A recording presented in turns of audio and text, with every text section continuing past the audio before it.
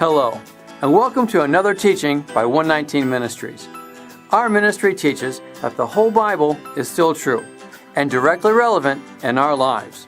If you would like to know more on what we believe and teach, please visit us at testeverything.net.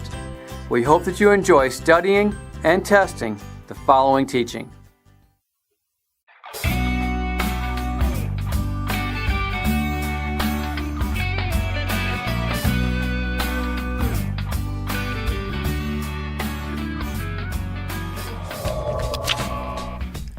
A new command I give you, love one another. As I have loved you, so you must love one another. By this, all men will know that you are my disciples, if you love one another. Many say that Jeschua was actually giving his disciples a new command here. Was that the case? Or was he simply expounding on a command that already existed, but was simply the first time he was expounding on it to his disciples? Again, a new command I give you, love one another. As I have loved you, so you must love one another. By this, all men will know that you are my disciples, if you love one another. As I have loved you, so you must love one another. This is where Jeschua expounds on his example of what he called the second greatest command in Matthew 22. Jesus replied, "Love the Lord your God with all your heart, and with all your soul, and with all your mind. This is the first and greatest commandment. And the second is like it. Love your neighbor as yourself. All the law and the prophets hang on these two commandments."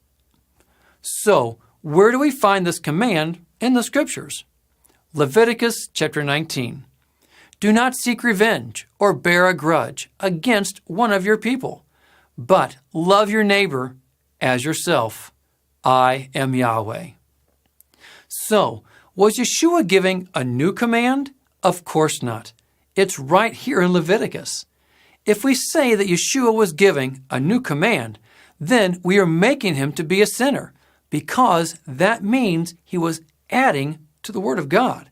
For the Word says, "Do not add to what I command you, and do not subtract from it, but keep the commands of Yahweh your God that I give you." Saying that Jeschua was giving a new command is declaring him a sinner, for he would have been adding something new. However, the command already existed in Leviticus. He was simply expounding on something for the first time to the disciples. A quick example would be this. Let's say you're a first grade teacher. Halfway into the school year, you say, "Okay, class, today I'm teaching you a new element to math. It's called multiplication." Now, is multiplication new? Of course not. However, it's new to the class. Likewise, Jeschua wasn't giving something new to his disciples.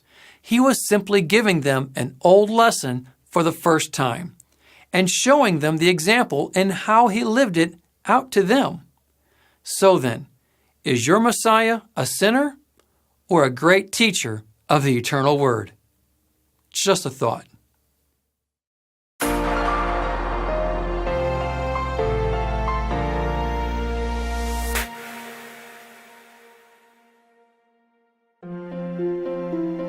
It is because of you, our generous supporters, who make it possible to offer these high-quality teachings completely free of charge. If you feel led to support 119 Ministries so that we can continue this effort, please visit testeverything.net and click on the Support 119 tab. Learn how you can partner with us to take the whole Word of God to the nations.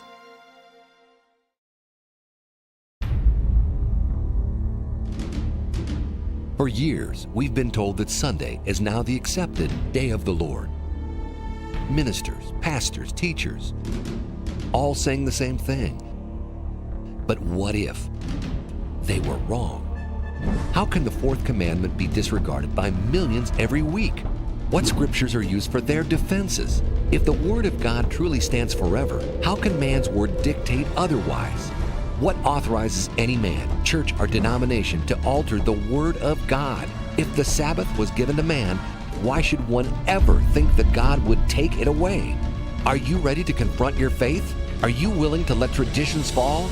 Learn what has been covered by centuries of man-made doctrines. Discover the truth as revealed in the scriptures of how the Sabbath is the sign between the Father and those who pursue after His ways. The Sabbath Day from 119 Ministries.